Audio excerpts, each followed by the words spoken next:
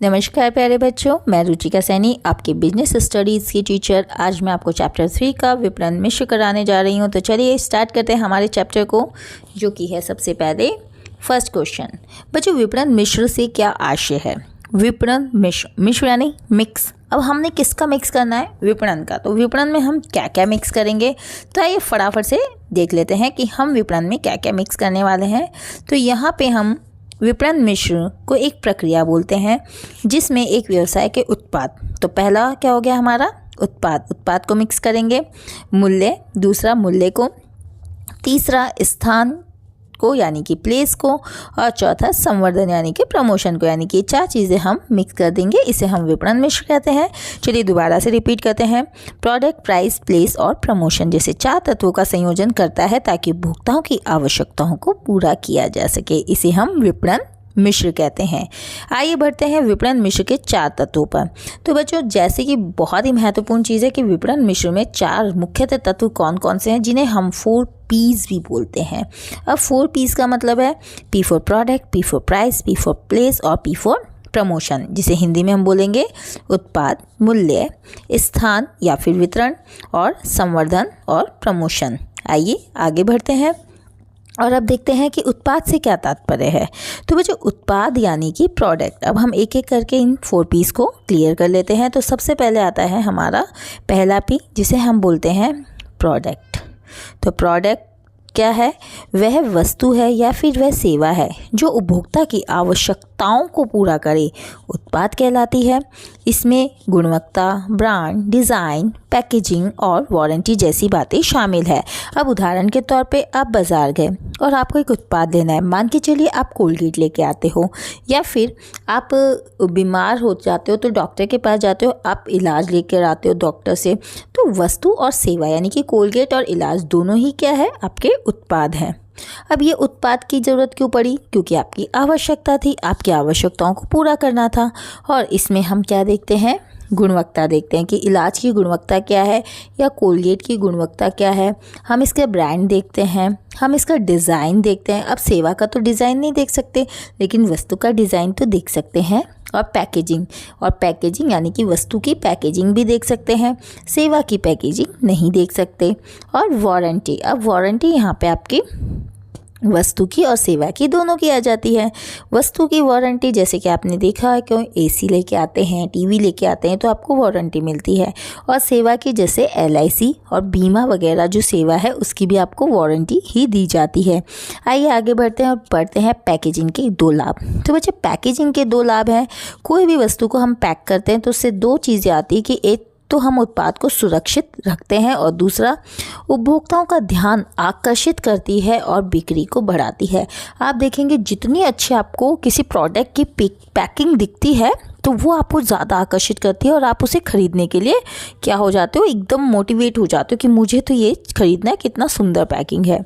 आइए आगे चलते हैं और मूल्य निर्धारण क्या है पढ़ते हैं, जिसका मतलब है कि जो उत्पाद है, अब यहाँ पे वस्तु भी आ गई या सेवा है, सेवा भी आ गई, के बदले ली जाने वाली धनराशि को मूल्य कहते हैं। मूल्य निर्धारण करते समय हमें क्या क्या ध्यान रखना होता है? लागत।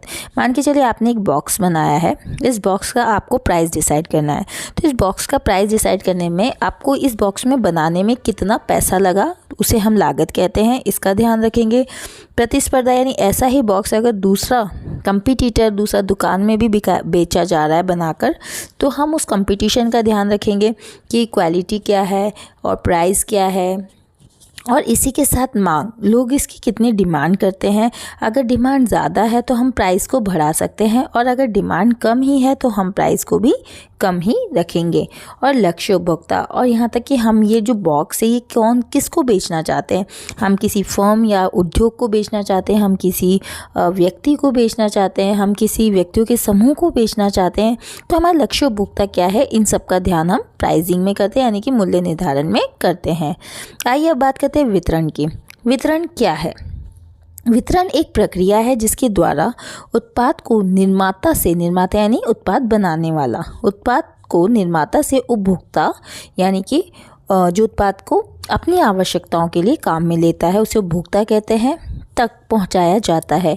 इसमें वितरण चैनल भंडारण और परिवहन आदि आते हैं। तो बच्चों जैसे मान के चलिए यहाँ उत्पाद बनाया है किसी ए नाम के निर्माता ने और उत्पाद खरीदेगा बी नाम का उपभोक्ता, तो जो उत्पाद यहाँ से यहाँ तक जाएगा तो उसे हम वितरण कहते हैं।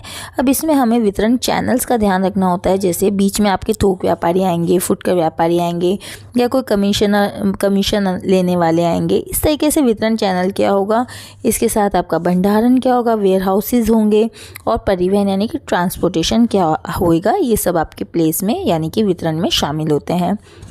अब हम बात करते हैं दो प्रकार का होता है वितरण, एक है आपका प्रत्यक्ष वितरण और दूसरा है आपका अप्रत्यक्ष वितरण। तो प्रत्यक्ष वितरण क्या है, जो निर्माता यहाँ प्रोडक्ट बना रहा है और उपभोक्ता उसे खरीद रहा है तो वो सीधे ही निर्माता से खरीद लेता है, इसे तो प्रत्यक्ष वितरण कह देते हैं।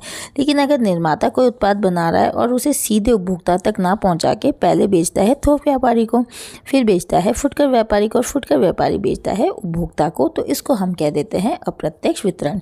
तो आइए एक बार से पढ़ते हैं कि प्रत्यक्ष वितरण क्या है। जब निर्माता बिना किसी बिचौलिए के सीधे उपभोक्ता को उत्पाद बेचता है उसे प्रत्यक्ष वितरण कहते हैं। और वहीं अप्रत्यक्ष वितरण जब उत्पाद को थोक व्यापारी, खुदरा व्यापारी आदि के माध्यम से उपभोक्ता तक पहुंचाया जाता है उसे हम अप्रत्यक्ष वितरण कहते हैं। आइए बढ़ते हैं आगे प्रमोशन पर, जो कि अंतिम 4 P's में आता है। प्रमोशन क्या है बच्चों, प्रमोशन है कि जब उपभोक्ता को उत्पाद के बारे में जानकारी देने, प्रभावित करने या फिर खरीदने के लिए प्रेरित करने की प्रक्रिया को संवर्धन या प्रमोशन कहते हैं। वही प्रमोशन के मुख्य साधन क्या है, आप कैसे कैसे जो उत्पाद की जानकारी देंगे, विज्ञापन के माध्यम से, व्यक्तिगत विक्रय यानी कि जो पर्सनल सेलिंग होती है, घर घर जाके सामान बेचा जाता है सेल्स पर्सन के द्वारा, उसे हम व्यक्तिगत विक्रय कहते हैं। बिक्री संवर्धन, बिक्री बढ़ाने के हमने कोई भी चीज़ काम में ली, जैसे हमने बिक्री बढ़ाने के लिए नमूने काम में लिए, डिस्काउंट दिया, ऑफर दिया, तो उसे बिक्री संवर्धन भी कहते हैं। और जनसंपर्क यानी एक व्यक्ति से दूसरे व्यक्ति को जब उत्पाद के बारे में जानकारी मिलती है तो ये भी एक साधन होता है हमारे प्रमोशन का। तो चलिए बच्चों आगे बढ़ते हैं और देखते हैं विज्ञापन के 2 लाभ। तो यहाँ पे विज्ञापन के 2 लाभ के अंदर हमने देखा कि सबसे पहले तो विज्ञापन आप देखते हैं तो उससे आपको क्या मिलती है, उत्पाद की जानकारी मिलती है। और उत्पाद की जानकारी सिर्फ आप ही नहीं देख रहे, बहुत सारे लोग विज्ञापन को देखते हैं तो उत्पाद की जानकारी मिलती है और वो भी बड़े पैमाने पर। और ब्रांड छवि मजबूत होती है, यानी आप जिस भी चीज़ का विज्ञापन देखते हैं तो उससे आपको क्या होता है, किसी भी उत्पाद के जो ब्रांड है उसके ऊपर विश्वास होता है कि भाई ये इसका विज्ञापन होता है तो ये चीज़ अच्छी ही होगी। इसी के साथ व्यक्तिगत विक्रय क्या है, तो विक्रेता और ग्राहक के बीच जो सीधे संपर्क के माध्यम से उत्पाद बेचना व्यक्तिगत विक्रय होता है। जैसे डोर टू डोर यहाँ पे सेल्स पर्सन जाता है अपना किसी भी कंपनी के उत्पाद को बेचने के लिए, तो उसे ही हम व्यक्तिगत विक्रय में शामिल करते हैं। आइए बात करते हैं बिक्री संवर्धन की। बिक्री संवर्धन क्या है, तो अल्पकालीन प्रोत्साहन जैसे छूट, उपहार या कूपन आदि देकर जो बिक्री को बढ़ाया जाता है उसे बिक्री संवर्धन कहते हैं। ब्रांडिंग क्या है, उत्पाद को सभी से अलग पहचान देने के लिए उसका नाम, चिन्ह, प्रतीक का उपयोग करना ब्रांडिंग कहलाता है। वहीं लेबलिंग क्या है, लेबलिंग उत्पाद पर लगाई जाने वाली जानकारी है। और कौन कौन सी जानकारी शामिल होती है, कीमत की, मात्रा की, निर्माण तिथि की, उपयोग के निर्देश की आदि को हम लेबलिंग कहते हैं। तो उम्मीद करती हूँ प्यारे बच्चों आपको ये भाग बहुत अच्छे से समझ आ गया होगा। अगली कक्षा में हम अपने अगले भाग के साथ मिलेंगे, तब तक के लिए धन्यवाद।